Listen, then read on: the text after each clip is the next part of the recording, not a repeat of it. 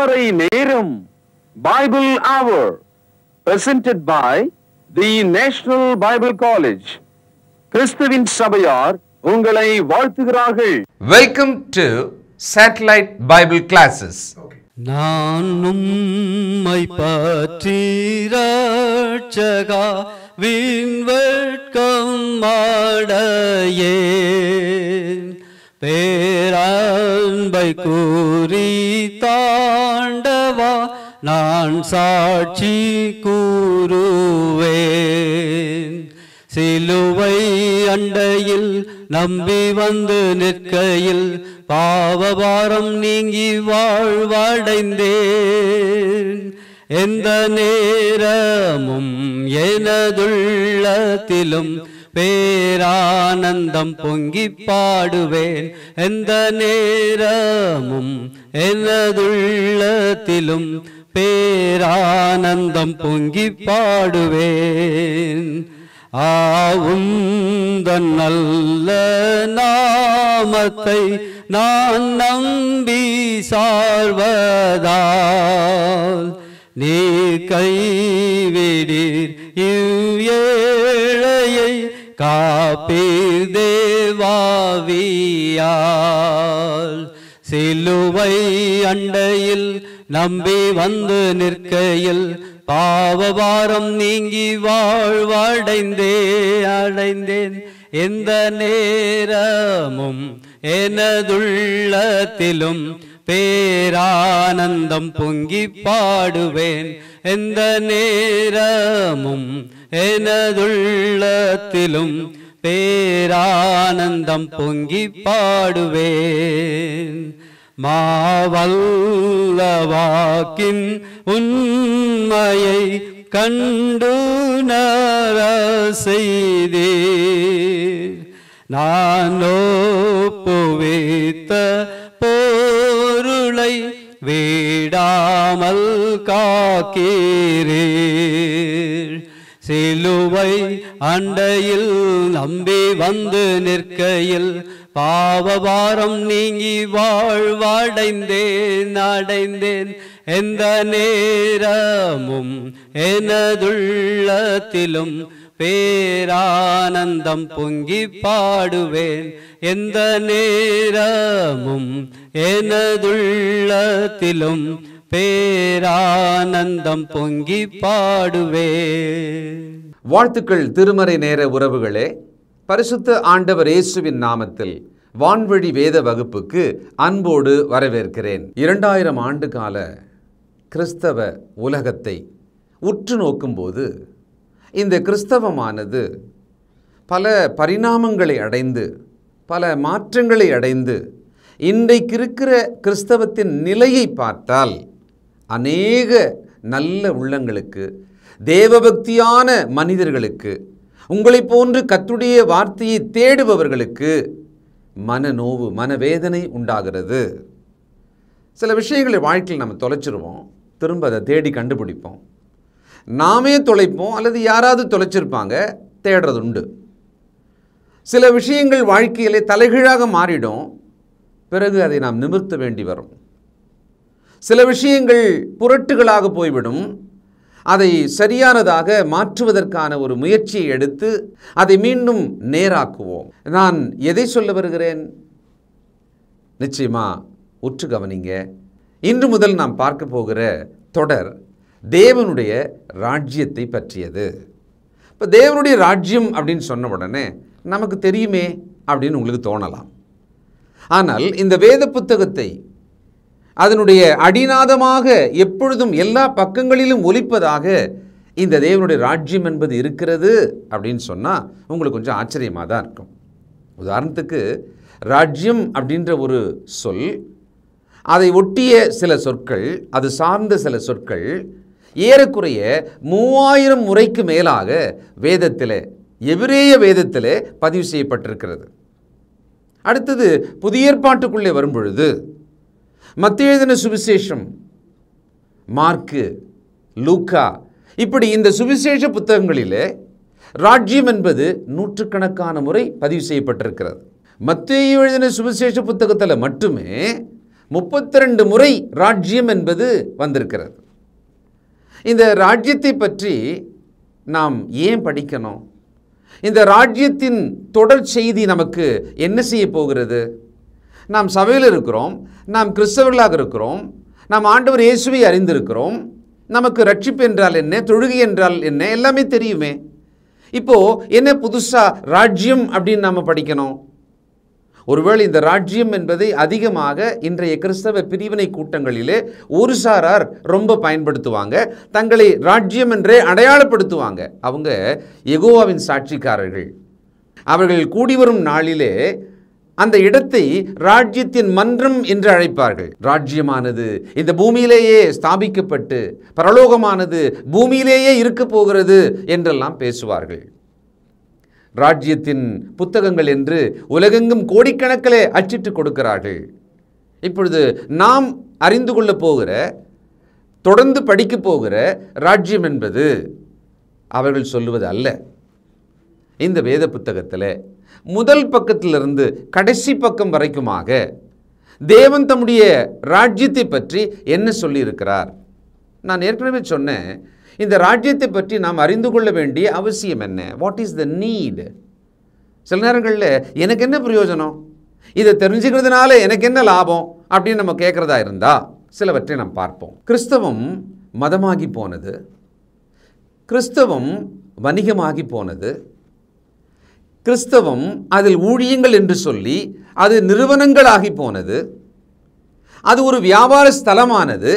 இது ஒன்றும் புதிது அல்ல. காரணம், ஆண்டவர் இயேசு சரீரப்பிரகாரமாக இந்த பூமியிலே தேவாலயத்தை சுற்றிலும் பார்த்து அதை வியாபார ஸ்தலம் ஆக்கிவிட்டீர்களே என்று சாட்டை எடுத்து சுழற்றி அவர்களை விரட்டினதை நாம் பார்க்கிறோம். 2000 ஆண்டு காலமாக கிறிஸ்தவம் என்பது பல வகையிலே சுக்குநூறாக உடைந்து அது வியாபாரமாக, வணிகமாக, ஒருவருடைய லாப தொழிலாக மாறியிருப்பதை நாம் பார்க்கிறோம். அதனால் ஐயா அவர்கள் கண்டிப்பதை நீங்கள் எப்போவுமே காதில் ரொம்ப வருஷமாகவே கேட்டிருக்கீங்க. மத வியாபாரிகள், பரிசுத்த ஆவியின் வியாபாரிகள் அப்படின்னு சொல்கிறது நினைவிருக்கிறதா? அப்படியானால் இந்த கிறிஸ்தவம் என்பது மதமாக இருக்கக்கூடாது, அது மார்க்கமாக இருக்கணும் அப்படின்னு நம்ம எப்பவுமே சொல்கிறது உண்டு. இந்த மார்க்கம் என்பது ராஜ்யமாக செயல்பட வேண்டும். இதுதான் நாம் இப்பொழுது தொடர்ந்து பார்க்க போகிறோம். நோட்ஸ் எல்லாம் எழுதுங்க, வசன குறிப்பு எழுதுங்க, வரலாற்று குறிப்பு சொன்னால் எழுதுங்க, எபிரிய கிரேக்க வார்த்தைகளை சொன்னால் அதை எழுதுங்க, அதனுடைய அர்த்தத்தை எழுதுங்க. கூடுமான வரைக்கும் இவைகளெல்லாம் நீங்கள் பதிவு செய்து வைத்து கொண்டால் ரொம்ப பிரயோஜனமாக இருக்கும். உங்களுக்கும் உங்கள் பிள்ளைகளுக்கும் அது பிரயோஜனமாக இருக்கும். இந்த ராஜ்யம் என்பது புதிய ஏற்பாட்டின் ஆரம்ப பக்கத்திலிருந்து அதிகமாக உரத்த சத்தமாக ஒலிப்பதை நீங்கள் கேட்கலாம். A loud voice of preaching the kingdom of God. யோவான் ஸ்நானகன், ஆண்டவர் இயேசுவின் சீடர்கள், ஆண்டவரின் அப்போஸ்தலர்கள், முதல் நூற்றாண்டு கிறிஸ்தவர்கள் எழுதிய நிருபங்கள், கடைசியாக வெளிப்படுத்தின விசேஷ புத்தகத்திலும் ராஜ்யத்தை பற்றிய காரியங்கள் ஒரு மிகப்பெரிய அளவுக்கு பேசப்படுவதை நீங்கள் பார்க்கலாம். இந்த ராஜ்யத்தை பற்றிய புரிதல் எனக்கு ஏன் அவசியம்? Why should I understand the kingdom of God? What is the necessity? அதனுடைய தேவை என்ன?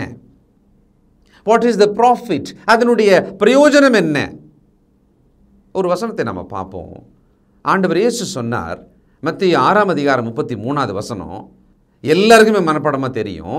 முதலாவது, தேவனுடைய ராஜ்யத்தையும் அதன் நீதியையும் தேடுங்கள், அப்பொழுது இவைகளெல்லாம் உங்களுக்கு கொடுக்கப்படும். இது ரொம்ப பெரிய ஒரு ஆணை. இது அரசின் ஆணை, முத்திரிக்கப்பட்ட அரசோட ஒரு வாக்கு போல. இது ஆண்டவர் சொன்னார், நீங்கள் முதலில் இதை தேடுங்கள், மற்றவைகள் எல்லாம் உங்களுக்கு கூட கொடுக்கப்படும் அப்படின்னார். ஒரு பெரிய ப்ரொவிஷன் இது. ஒரு அரசாங்கமானது எல்லாருக்கும் ஒரு ப்ரொவிஷன், ரேஷன் கொடுக்குறாங்க பார்த்தீங்களா? அதை விட மேலானதாக ஆண்டவர் சொன்னார். ராஜ்யத்தின் வாழ்க்கைக்குள்ளே எப்படி இருக்கும் அந்த வாழ்க்கை? தேவன் நமக்கு என்ன செய்வார்? இந்த ராஜ்யம் என்கிற ஒரு விஷயத்தை தேவன் திடீரென்று 2000 வருஷத்துக்கு முன்னாலே உண்டாக்கினாரா? ஒரு ஐடியா, ஒரு புது ஐடியா அவருக்கு தோணி அதை செய்தாரா? இல்லை ஆரம்பத்தில் இருந்தே, படைப்பின் நேரத்தில் இருந்தே, படைப்புக்கு முன்னால் அவருடைய மனதிலேயே இருந்ததா? இதையெல்லாம் நாம் தெரிந்து கொள்ள வேண்டியது அவசியம். இப்போ இந்த ராஜ்யத்தோட ஒரு சில மேன்மைகளை பார்த்தால்தான் இதை நாம் நிச்சயமாக படித்து தான் ஆகணும் அப்படின்ற ஒரு அவசியம் நமக்கு புரியும். ரோமர் 14ஆம் அதிகாரம் 17வது வசனம். தேவனுடைய ராஜ்யம் புசிப்பும் குடிப்பும் அல்ல, அது நீதியும் சமாதானமும் பரிசுத்த ஆவியினால் உண்டாகும் சந்தோஷமாயிருக்கிறது. உங்களுக்கு ரொம்ப ஆச்சரியமாக இருக்குது இந்த வசனம் படிக்கும்போது. தேவனுடைய ராஜ்யம் அப்படின்னா அது புசிப்பு குடிப்பு. இந்த பூமியிலே வாழ்ந்தால் உண்ணவும் உடுக்கவும் அப்படின்னு நம்ம சொல்கிறோமா இல்லையா? அந்த புசிப்பும் குடிப்பும் அல்ல, அது மட்டும் அல்ல. ஏன்னா ஆண்டவர் அற்புதங்களை செய்துவிட்டு அடுத்த நாள் அவரை தேடி வந்தவர்கள் அப்படியே திரளாக அவர் பின்னால் வருவாங்களாம். ஆண்டவர் ஒரு முறை பார்த்து சொல்கிறாரு, திரும்பி பார்த்து அவங்களெல்லாம், என்ன நீங்கள் நேற்று அப்பத்தை சாப்பிட்டதுனால தானே பின்னால் வரீங்க, இந்த பூமிக்குரிய ஆகாரம் நன்மைகளுக்காக என் பின்னால் வராதீங்க அப்படின்வார். அப்போ இது புசிப்பும் குடிப்பும் அல்ல. அப்போ இந்த ராஜ்யம் என்பது எப்படி இருக்கும்? நீதியும் சமாதானமும் பரிசுத்த ஆவியினால் உண்டாகும் சந்தோஷம். நீதி, சமாதானம், சந்தோஷம், இது மூணையும் கொஞ்சம் யோசனை பண்ணி பாருங்களேன். கிறிஸ்தவம் என்பது தேவனுடைய ராஜ்யமாக, அன்பின் குமாரனோட ராஜ்யமாக, அதில் நீதி இருக்கும், சமாதானம் இருக்கும், ஆவியின் சந்தோஷம் இருக்கும். இப்படி தான் நம்முடைய கிறிஸ்தவ வாழ்க்கை இருக்கிறதா? இதுதான் இன்றைய கிறிஸ்தவம் போதிக்கிறதா? மதங்கள் போதிக்கிறார்களா? நட்சத்திர போதகமார்கள் இதை தான் போதிக்கிறாங்களா? இல்லை.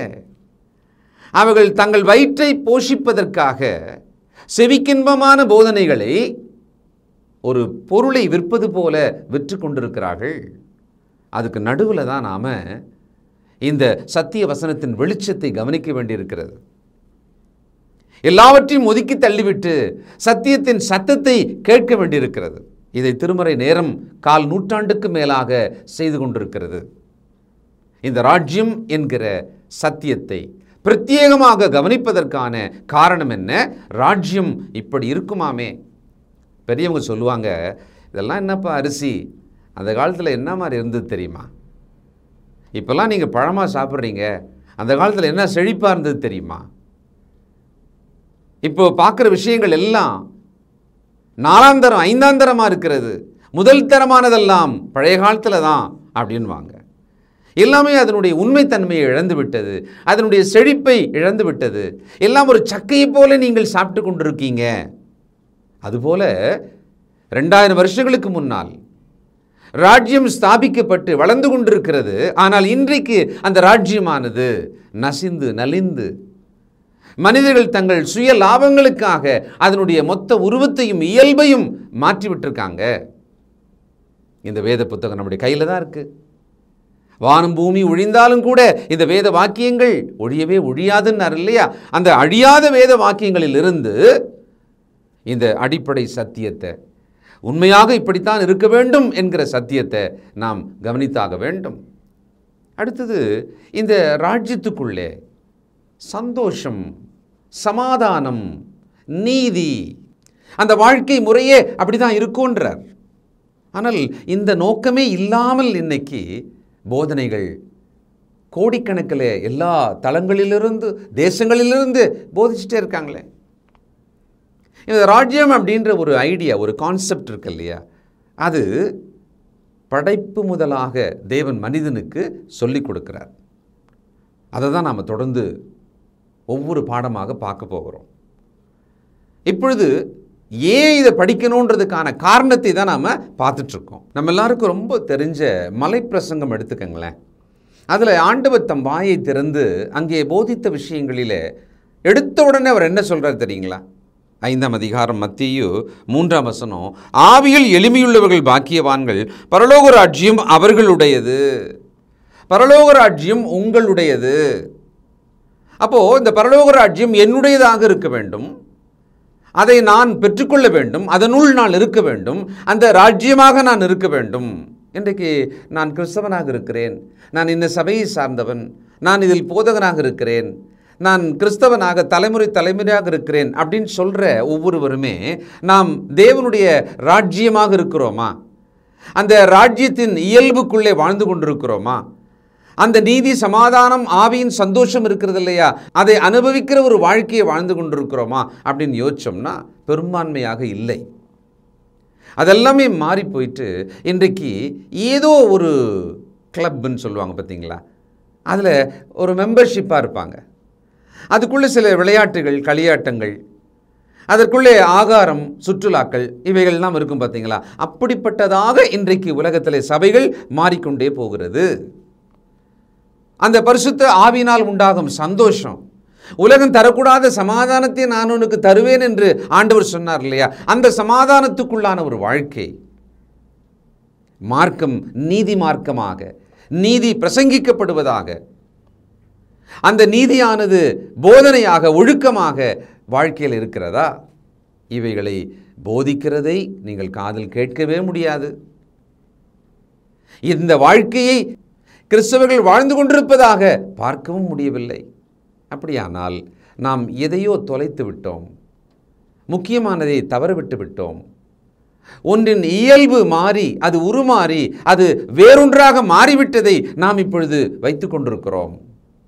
இந்த நிலைமையில தான் இன்றைக்கு ஆண்டவரோட ராஜ்யம் என்பது இந்த உலகத்தில் இருக்கிறது. ஆனாலும் தம்முடைய வார்த்தைக்கு அஞ்சி நடக்கிற, அவருடைய வார்த்தையின்படி நீதியில் நடக்கிற பரிசுத்தவான்கள் ஒரு கூட்ட மக்கள் அவருடைய ராஜ்யமாக இன்றைக்கும் இருக்கிறாங்க. இப்போ அதோட அச்சடையாளங்களை எல்லாம், அதன் ஆதாரங்களை எல்லாம், அடிப்படைகளை எல்லாம் நாம் படிச்சுட்டோன்னு வச்சுக்கோங்களேன். அப்போ தெரிஞ்சிடும், ஆஹா நாம் அப்படி இல்லை, நம்மை சரி செய்து கொள்ளலாம், அப்படி இருக்கிற ஒரு ராஜ்யத்துக்குள்ளே நாம் இருக்கலாம், இந்த ஒரு எண்ணம் நமக்கு வந்துடும். கிறிஸ்துவுக்குள், கிறிஸ்துவின் சரீரமான சபைக்குள் கீழ்ப்படிந்து வாழ்ந்து கொண்டிருப்போரானால் நம்மை நாம் புதுப்பித்து கொள்ள வேண்டிய அவசியத்திலும் நாம் இருக்கிறோம். ஏன்னா நாம் கிறிஸ்துவின் சபையாராகவே இருக்கலாம், நீண்ட காலமாக இருக்கலாம், தொழுகை செய்யும் கிறிஸ்தவர்களாக இருக்கலாம். ஆனால் ராஜ்யத்தின் வாழ்க்கையை வாழ்பவர்களாக இருக்கிறோமா? அந்த ராஜ்யத்துக்குள் தேவன் வாக்களித்தவர்களை அனுபவிக்கிறவர்களாக நாம் வாழ்கிறோமா? அப்போ நாம் இந்த ராஜ்யத்தை பற்றி படிச்சாகணும். இப்போ மீண்டும் அதை காதலே கேட்டாக வேண்டும். அதனால தான் நம்ம இப்போ இதை படிக்க வந்திருக்கோம். இன்றைக்கு உலகத்தை நாம் உற்று பார்த்தா தேசங்கள் ராஜ்யங்களாக இருக்கிறது. நேஷன், கவர்மெண்ட் சொல்கிறோம் இல்லையா? ஒரு தனி மனிதன் ஆளுகை செய்கிறான். நாம் விரும்புகிறோமோ இல்லையோ, நாம் நினச்சி பார்க்குறோமோ, உணர்ந்திருக்கிறோமோ இல்லையோ, இந்த உலகத்தில் இருக்கிற ஒவ்வொரு மனிதனுமே இந்த பூமியிலே ஒருவரால் அந்தந்த தேசத்தில் ஆளப்படுகிறான். இந்த ராஜ்யம் என்கிற ஒரு கருத்து ஏதோ திடீரென்று கண்டுபிடிக்கப்பட்டு புதுசாக சொல்லணும், மற்றவங்க சொல்கிறத விட மாற்றி சொல்லணும் அப்படின்னு நான் உங்ககிட்ட இப்போ பேசலை. இந்த உலகத்தோட இயக்கத்தை நாம் பார்த்தாலே அது ராஜ்யம் என்பதாகத்தான் செயல்பட்டு கொண்டிருக்கிறது. எப்போ? படைப்பின் காலத்திலிருந்தே தேவன் மனிதனை ஆண்டு கொண்டு வந்தார். அந்த தேவ ஆளுகையை மனிதன் வேண்டாம்னு ஒரு நாள் அவன் எதிர்க்கிறான், வேண்டான்றான். அதை தேவனே சொல்கிறார். 1 சாமுவேல் 8ஆம் அதிகாரம் 1 முதல். சாமுவேல் முதிர் வயதான போது தன் குமாரரை இஸ்ரவேலின் மேல் நியாயாதிபதிகளாக வைத்தான். அவனுடைய மூத்த குமாரனுக்கு பெயர் யோவேல், இளையவனுக்கு பெயர் அபியா. அவர்கள் பெயர்ஷெபாவிலே நியாயாதிபதிகளாக இருந்தார்கள். ஆனாலும் அவனுடைய குமாரர் அவன் வழிகளில் நடவாமல் பொருளாசைக்கு சாய்ந்து பரிதானம் வாங்கி நியாயத்தை புரட்டினார்கள். அப்பொழுது இஸ்ரவேலின் மூப்பர் எல்லாரும் கூட்டம் கூடி ராமாவில் இருந்த சாமுவேலிடத்தில் வந்து, இதோ நீர் முதிர் வயதுள்ளவரானீர், உம்முடைய குமாரர் உம்முடைய வழிகளில் நடக்கிறதில்லை. ஆகையால் சகல ஜாதிகளுக்குள்ளும் இருக்கிறபடி எங்களை நியாயம் விசாரிக்கிறதற்கு ஒரு ராஜாவை ஏற்படுத்த வேண்டும் என்றார்கள். எங்களை நியாயம் விசாரிக்க ஒரு ராஜாவை ஏற்படுத்தும் என்று அவர்கள் சொன்ன வார்த்தை சாமுவேலுக்கு தகாததாய் காணப்பட்டது. ஆகையால் சாமுவேல் கர்த்தரை நோக்கி விண்ணப்பம் பண்ணினான். நல்லா கவனிச்சிங்களா? அந்த சூழல் பாருங்க. நியாயாதிபதிகள் இருந்தாங்க, ஆனால் சாமுவேலோட பிள்ளைகளே நீதி நியாயமாக நடக்கலை. அக்காலத்தில் பரிதானம், ஊழல் எல்லாமே பெருகி போச்சு. இன்றைக்கி இருக்கிற கரண்ட் சிச்சுவேஷன் மாதிரி. அப்போது பெரியவங்களாம் வந்து கேட்குறாங்க, எப்பா இது சரிப்பட்டு வராது, அதனால் எங்களுக்கு மற்ற புறஜாதி தேசங்களிலெல்லாம் ராஜான்னு ஒருத்தர் இருக்கிறார் இல்லை, அரண்மனை, சிங்காசனம், ஒரு ராஜா ரூல் பண்ணுறாரு இல்லையா, அப்படி வேணும் அப்படின்னு கேட்குறாங்க. சாமுவேலுக்கு ரொம்ப மனசு கஷ்டம். அவர் இது தகாததை கேட்டுட்டாங்களே இவங்க, இப்படி இவங்க கேட்கவே கூடாதே அப்படின்னு மனசு வேதனைப்பட்டு கர்த்தர்கிட்ட போயிட்டு அவர் சொல்கிறார், புலம்புறார். அப்போ கர்த்தருடைய பதில் பாருங்க, 7ஆம் வசனம்.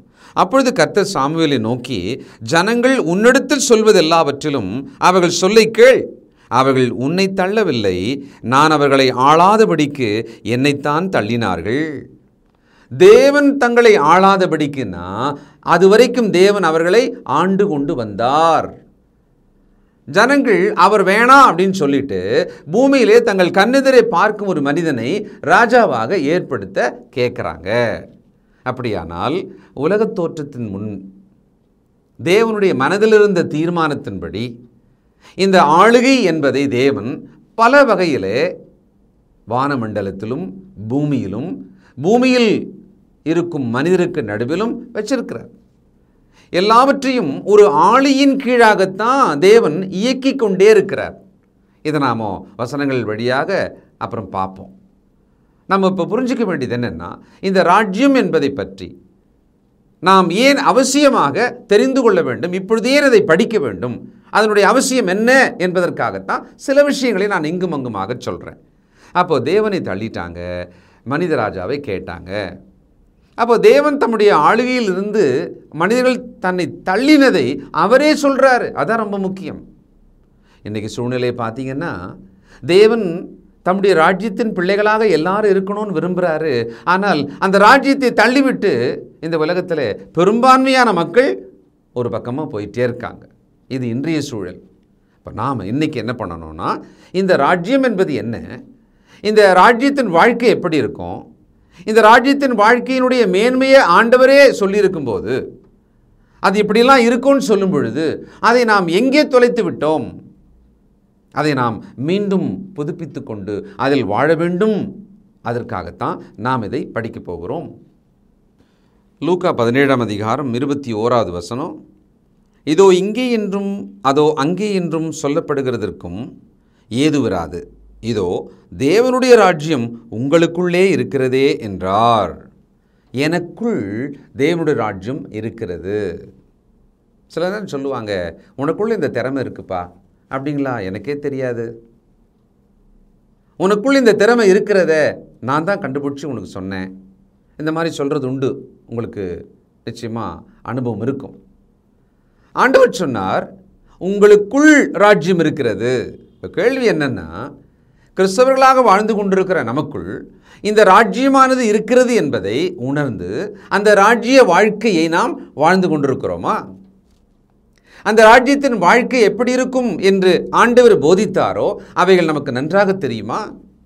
சிலருக்கு இதுவே தெரியாது. என்ன தெரியுங்களா? இந்த ராஜ்யம் என்பது வந்துவிட்டதா வரவில்லையா? ஏன்னா ஆண்டவர் சொன்னாரல்ல, யோவான் ஸ்நானகன் போதித்தாரல்ல, பரலோக ராஜ்யம் சமீபமாக இருக்கிறது. ஆண்டவர் சொன்னார், பரலோக ராஜ்யம் இதோ வந்துவிட்டது, உங்களுக்குள் இருக்கிறது. அப்போ இந்த ராஜ்யம் என்பது வரலை அப்படின்ற மாதிரியே கத்தோலிக்கர்கள் இந்த 1500 வருஷங்களுக்கு மேலாக பரலோக ராஜ்யம் வருவதாக அப்படின்னு ஜெபம் பண்ணிகிட்டே இருக்காங்க. அதுவும் ஆண்டவர் கற்றுக் கொடுத்த அந்த மாடல் ப்ரேயர் இருக்குல்ல, கர்த்தர் கற்பித்த முன்மாதிரி ஜெபம், அதை அப்படியே பண்ணிக்கிட்டே இருக்காங்க. அதில் இருக்கிற சத்தியத்தின்படி நாம் பண்ண வேண்டும். அதை அப்படியே செய்ய வேண்டிய அவசியம் இப்படி இல்லை. அந்த சத்தியம், அந்த கண்டென்ட் இருக்கு இல்லையா, அதை நாம் எடுத்து நம்முடைய ஜெபங்களிலே பயன்படுத்தலாம். ஆனால் அந்த ஜெபம் ராஜ்யம் வர வேண்டும் என்பதற்காக சொல்லிக் கொடுக்கப்பட்ட ஜெபம். இந்த ராஜ்யமானது இன்றைக்கு பூமியில் இருக்கிறது. அந்த ராஜ்யத்துக்குள்ளே நாம் இருக்க வேண்டும். அப்படியானால் அந்த ராஜ்யமானது எப்படி இருக்கிறது, எங்கே இருக்கிறது, அதனுடைய அடையாளங்கள் என்ன, அந்த வாழ்க்கை முறை என்ன, அது எப்படி தான் இருக்கும், இதை நாம் படிக்கணும், படித்தாகணும். ஏன்னா கிறிஸ்தவ உலகம், இந்த கிறிஸ்தவ மார்க்க பிரிவினைகள் எல்லாமே இந்த ராஜ்யம் என்கிற அந்த தன்மையை இழந்துவிட்டு, இந்த பூமிக்குரிய ராஜா ஒருவர் இருக்கிறது போல, அவர் அரண்மனையிலே சுகபோகமாய் வாழ்வதைப் போல இன்றைக்கு ஊழியக்காரர்கள், போதகமார்கள் பெரிய பெரிய சபை கூடுமிடங்கள், திரளான ஜனங்களை கூட்டி தாங்கள் எவ்வளவு தூரத்துக்கு வலுவானவர்கள், உயர்ந்தவர்கள், ஐஸ்வர்யவான்கள் என்பதை காண்பிப்பதற்காக தங்களுக்கு தோன்றுகிறதையெல்லாம் தீர்க்க தரிசனமாகவும், இந்த உலகத்திற்குள்ளே என்ன மாதிரியான நடவடிக்கைகள், ஆளுகைகள் இருக்குமோ அதுபோல ஒரு ஆளுகையை சபைகளில் இன்றைக்கு ஏற்படுத்தி கொண்டாங்க. அதனால தான் அவர்கள் தங்களை ஒரு ராஜாவை போல பூமிக்குரிய புசிப்பும் குடிப்பும் என்பதாகவே வாழ்ந்துட்டு இருக்காங்க. அங்கே நீதி இல்லை, சமாதானம் இல்லை, அடுத்தது பரிசுத்த ஆவியினால் உண்டாகும் சந்தோஷம் இல்லை. இது எல்லாமே போலியாக காண்பிக்கிற ஒரு நேரத்தில் நாம் இருக்கிறோம். ஆகையால் தேவனுடைய ராஜ்யம் என்பது என்ன? அது பரலோக ராஜ்யம் என்றும் சொல்லப்பட்டிருக்கிறது. ஏன்? அந்த தேவனுடைய ராஜ்யமானது இந்த பூமியிலே வருவதாக என்று ஒரு காலத்திலே ஜெபம் செய்து அது வந்துவிட்டதாக வேதம் சொல்லுகிறதே. அப்படியானால் அது என்ன? இந்த தேவனுடைய ராஜ்யமானது இப்படிப்பட்ட ஒழுங்கு, இப்படிப்பட்ட நீதியிலே நடக்க வேண்டும் என்று சட்டம் இருக்கிறதே, அவைகள் என்ன? இந்த ராஜ்யம் ஒரு நாள் பரலோகத்தின் பிதாவினிடத்திலே ஒப்பு கொடுக்கப்பட போகிறது என்பது என்ன? இவை எல்லாவற்றையும் வேதவசனம் ரொம்ப தெளிவா, எளிமையா நமக்கு போதிக்கிறது. ஆனால் இதை அறியாமலேயே கிறிஸ்தவ உலகத்தில் பெரும்பான்மையானவர்கள், அதிகபட்சமானவர்கள் இன்றைக்கும் அறியாமல் இருக்கிறாங்க. அதை என்னால் மிக உறுதியாக சொல்ல முடியும்.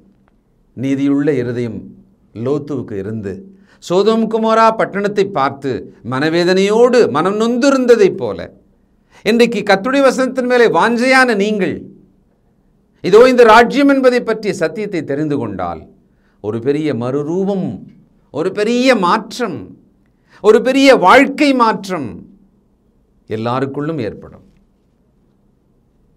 A great transformation in our Christian life will happen when you hear the message of this kingdom of God. ராஜ்யத்தை பற்றிய செய்தியை, ராஜ்யத்தை பற்றிய சத்தியத்தை ஒரு கிறிஸ்தவன் சரியாக உணர்ந்து கொண்டால் அவருடைய வாழ்க்கை இந்த உலகத்திலிருந்து முற்றிலும் மாறுபட்டு கிறிஸ்தவம் என்று சொல்லிக்கொள்ளுகிற இந்த கிறிஸ்தவ மதத்திலிருந்து முற்றிலும் மாறுபட்டு அன்பின் குமாரனுடைய ராஜ்யமாக, அதற்குள் நீதி, சமாதானம், சந்தோஷம் இருப்பதாக இருக்கும்.